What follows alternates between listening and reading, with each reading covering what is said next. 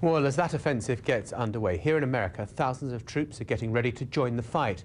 Among them are soldiers from the Iowa National Guard.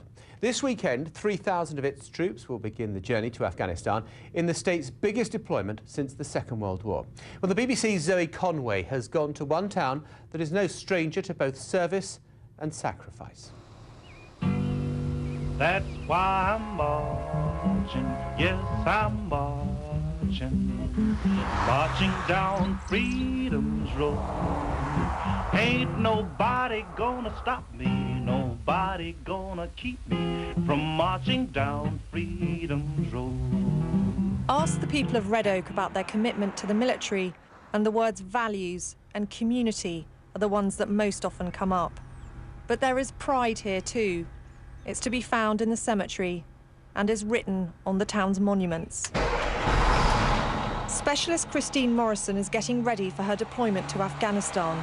Over there, her job will be to help organise the movement of troops and equipment. It'll be her very first time in a war zone. There's this bigger picture there. I want to help. I want to be a part of all of this. Getting her kit ready is the easy part. Woo! Good mommy! Helping her children to understand why she won't be with them for the next 12 months is much harder. Look, guys, this is where I'm going to be going. You know, there's a war going on here. You know, this is where mommy's going to go. My youngest, he's just like, oh, I'm really going to miss you, but doesn't really grasp the concept that, you know, you're going there to fight. Here you go, guys. What would you say to them in terms of justifying your deployment, justifying this war? I think I would probably mold the conversation around, you know, the things that they have here. Schooling, an education, the ability to go where you want to go, to marry whoever you want to marry. So this is about freedom. Yeah, and you know, where we're going, these people don't have that. This small town has sent its men and women to fight in every single military engagement since the Civil War.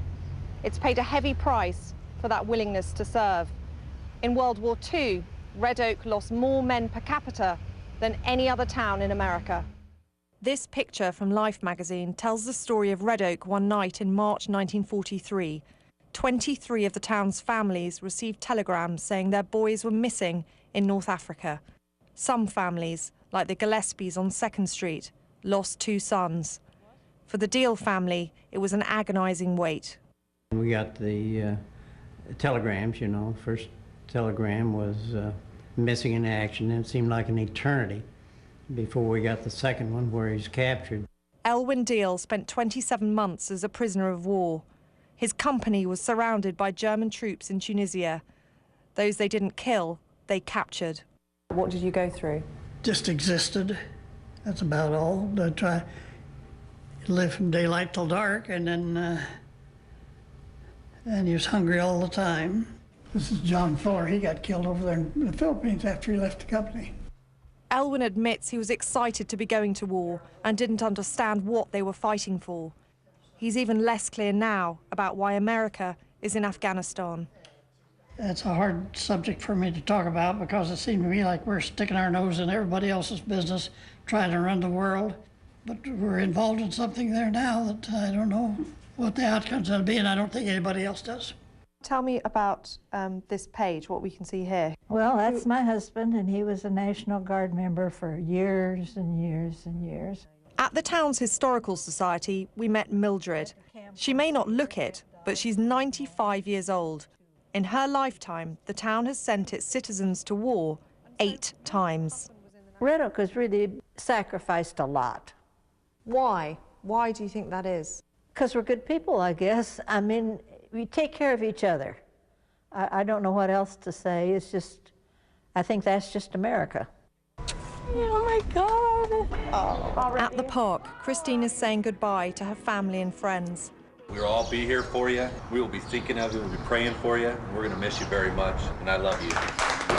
The pain of the impending separation is just starting to hit home. I'll miss my oldest son's first day of high school. You know, football games, birthdays. It'll be tough. And so, yeah, that's a very good question. You know, is it worth it? And I hope that when I come home in a year, that I can say, absolutely it was. You know, that I made a difference or we made a difference. Zoe Conway, BBC News, Iowa. Tough choices there for those National Guardsmen from Iowa.